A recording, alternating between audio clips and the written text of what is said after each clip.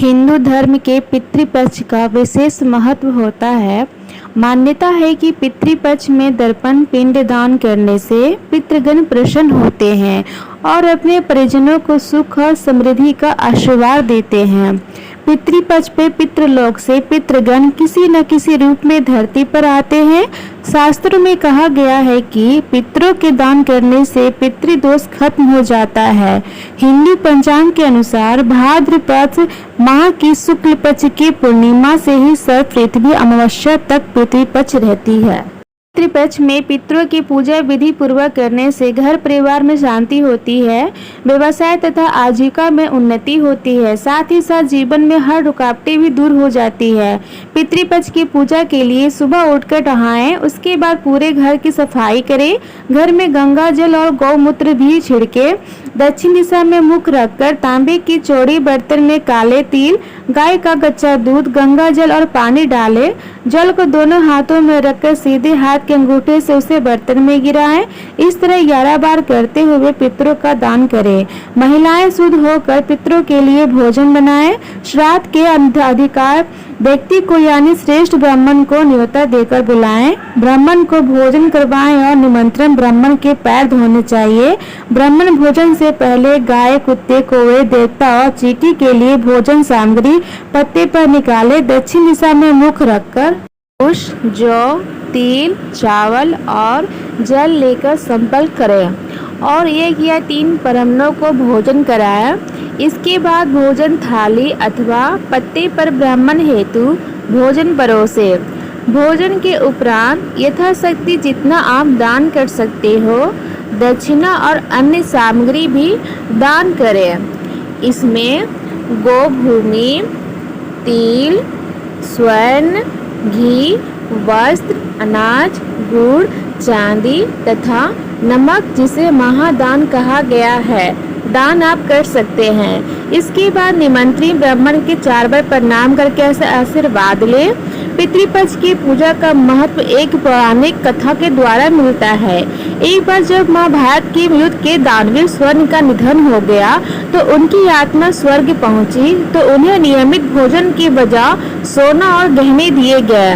इस बात से कर्ण निराश हो गए।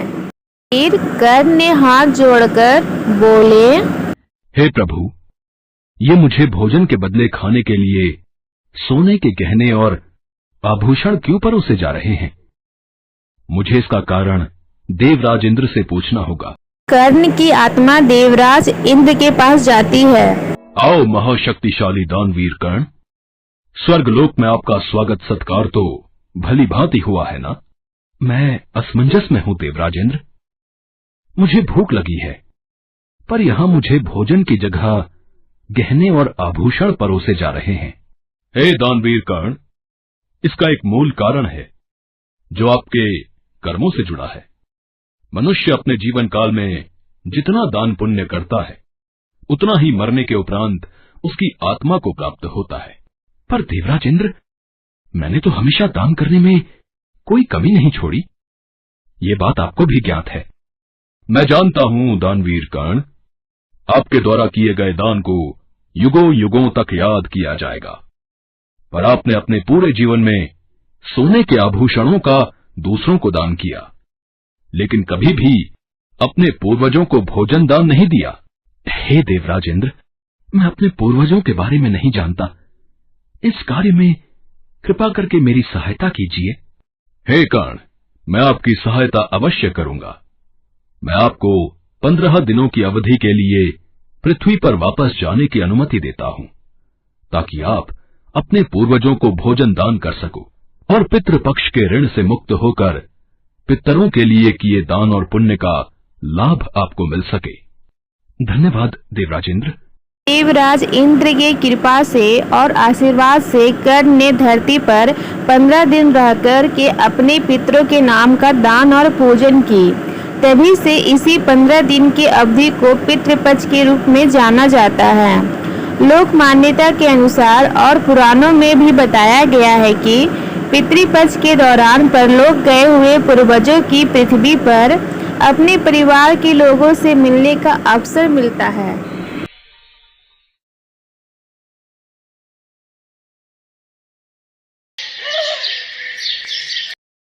मोहन बहुत दिनों से परेशान था। वो पहले जिस घर में नौकरी करता था वह अचानक ही घर बेचकर दूसरे शहर चला गया। मोहन को एकदम से कोई नौकरी पर रख ही नहीं रहा था। सुनो, कुछ दिनों में श्राद्ध शुरू होने वाले हैं। मैं सोच रही थी थोड़ा सामान ले आते तो हम पितरों का श्राद्ध कर देंगे। देखता हूँ सीमा, कल एक जगह नौकरी की बात करने जाना है। उन्हें एक गार्ड की जरूरत है। अगर ये नौकरी लग गई तो कुछ रुपए उधार मांग लूंगा, फिर महीने में कट जाएंगे। भगवान के आशीर्वाद से देखना कल आपकी नौकरी जरूर लग जाए। दिन मोहन फिर से नौकरी की तलाश में निकला। उसे किसी ने कोठी का पता बताया था जहाँ एक गार्ड की जरूरत थी। मोहन वहाँ पहुँचा। जी, मुझे किसी ने बताया था आपको कोठी के लिए गार्ड की जरूरत है। भैया तुम तो लेट हो गए आने में, हमने कल ही एक गार्ड रख लिया है, माफ करना। अच्छा कोई बात नहीं, नमस्ते। परेशान हो जाता है क्योंकि वह बहुत उम्मीद के साथ यहाँ नौकरी के लिए आया था। मोहन अभी थोड़ी दूर ही पहुँचा था कि देखा एक आदमी स्कूटी से जाते हुए जोर से गिरता है और उसे चोट आ जाती है। मोहन उसके पास आपके तो जाता हाथ पर है। चोट लग गई, आपका तो खून बह रहा है। पता नहीं स्कूटी कैसे स्लिप हो गई। कैसे स्कूटी चलाऊंगा, यह हाथ तो उठ ही नहीं रहा। अब घबराइए नहीं, आप मेरे साथ पीछे बैठ जाइए। मैं आपकी स्कूटी पर आपको डॉक्टर के पास ले चलता हूँ, फिर आप मुझे घर बता दीजिएगा। मैं आपको आपके घर भी छोड़ दूंगा। बहुत बहुत धन्यवाद भैया। मोहन उस आदमी को बिठाकर डॉक्टर की क्लिनिक के पास ले जाता है। उसकी मरहम पट्टी करने के बाद मोहन उसके घर तक उसको छोड़ता है। उस आदमी का नाम राजेश था। वो एक फैक्ट्री में काम करता था। लो मोहन, चाय लो। भाई साहब आपका बहुत बहुत शुक्रिया, नहीं तो आजकल कौन इतना किसी के लिए करता है। तुम सच कह रही हो ममता। मोहन तुम वाकई में बहुत नेक दिल इंसान हो। ऐसे बहुत कम लोग होते हैं।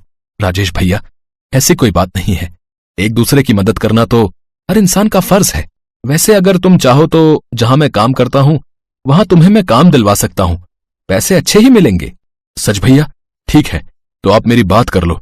मोहन मैं जानता हूं, चिंता मत करो। तुम कुछ पैसे मेरे से ले लो।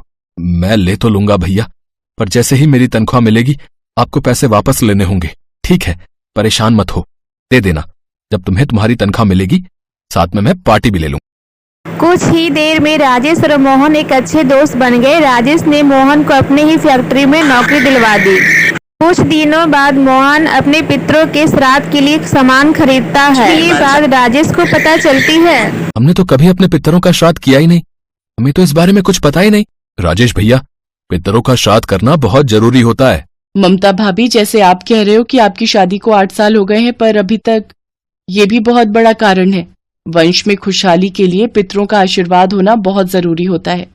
मैं आपको यही सलाह दूंगी कि आप भी इस बार अपने पितरों का श्राद्ध करो। देखना, पितरों के आशीर्वाद से आपके घर जल्दी ही बच्चे की किलकारी गूंजेगी। सच कह रही हो सीमा भाभी।